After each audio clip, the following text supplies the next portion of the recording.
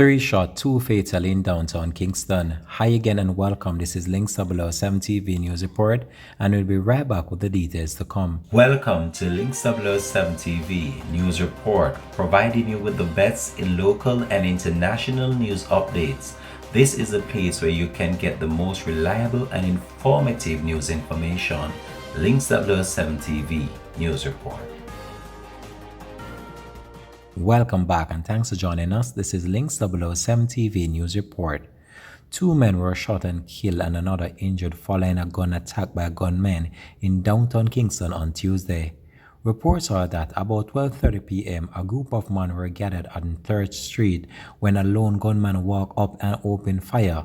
The shooter then made his escape on a waiting motorbike. Seconds later, 3 men were found suffering from gunshot wounds. They were taken to hospital where 2 succumbed to their injuries. This has been Links 007 TV News Report. Thanks for watching.